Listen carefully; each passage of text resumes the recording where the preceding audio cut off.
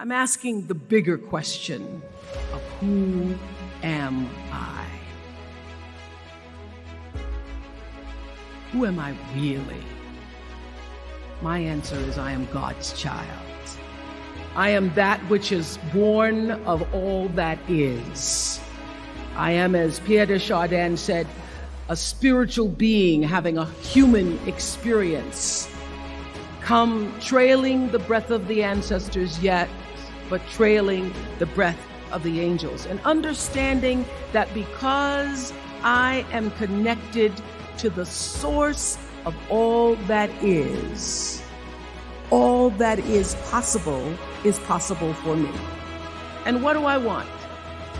I don't want to just be successful in the world. I don't want to just make a mark or have a legacy.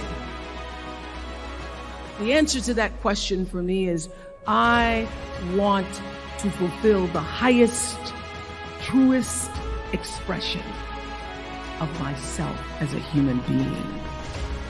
I want to fulfill the promise that the Creator dreamed when He dreamed the cells that made up me. What do I want?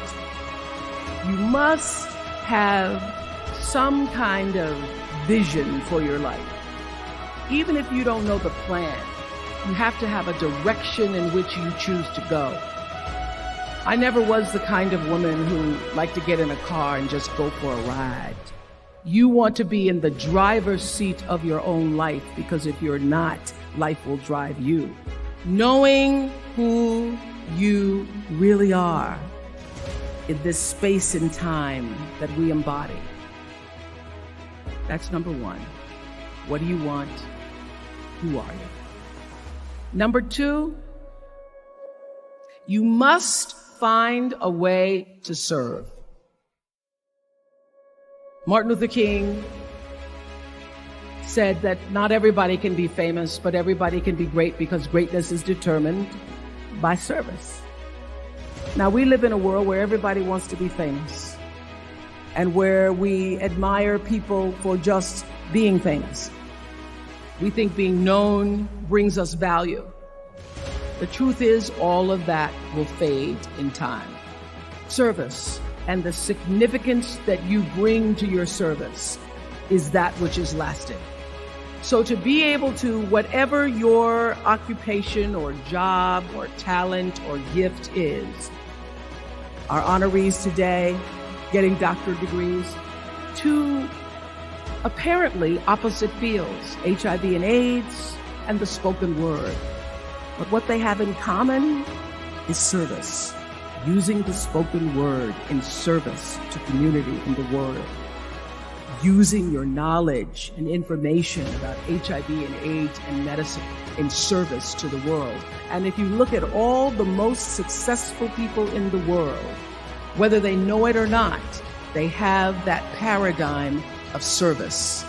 Service through medicine, service through art.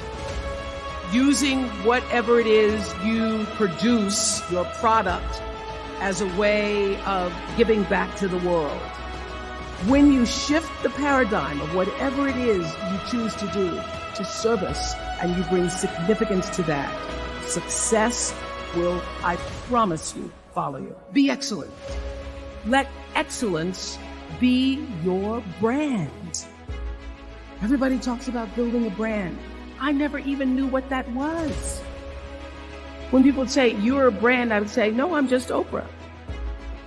What I recognize now is that my choice to, in every way, in every example, in every experience, to do the right thing and the excellent thing is what has created the brand. Years ago, I did an ad for Revlon for an ad they were doing called Unforgettable Women. And what I know is that when you are excellent, you become unforgettable. People remember you. You stand out. Regardless of what it is, you become an unforgettable woman.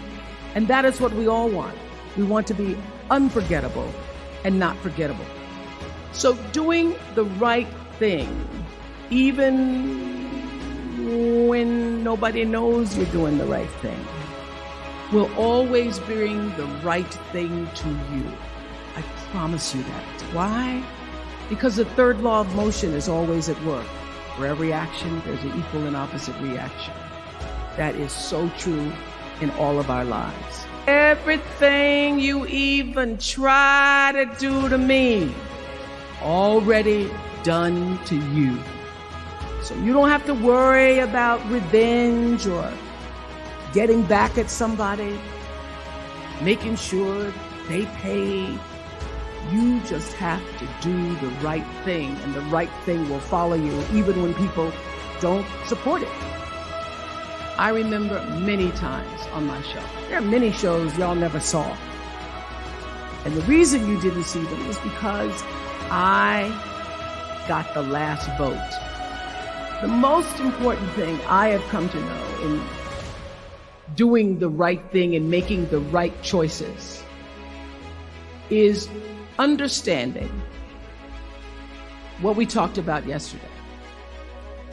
All of you leaving here have the potential for enormous success. There's a price that comes with that. People don't always like you, and they're not always happy for you. And if you surround yourself with people who are not accustomed to your success, they become fearful, they become scared, because you are reflecting back something to them that they don't recognize. People who want the best for you want you to be your best. So my greatest advice to you is to surround yourself with people who are going to fill your cup until your cup runneth over. I'm so full, my cup runneth over. And to know that once your cup runneth over, you cannot spend your life with your gallon-size offerings, offering them to pint-sized people. You have got to surround yourself with gallon-sized people who can hang in the same company with you, so that you're not offering your gallons to those little pints out there who can't hold it anyway. The biggest choices begin and end with you, your internal big questions. Who do I want to be in the world? My relationship to source energy, to all that is God, your experience of that which is all life, which is divine and universal, being connected and aligned with that. When you are tuned in and charged into that, whenever you feel empty, you go inside yourself and you connect to the source, and you know that all things are possible.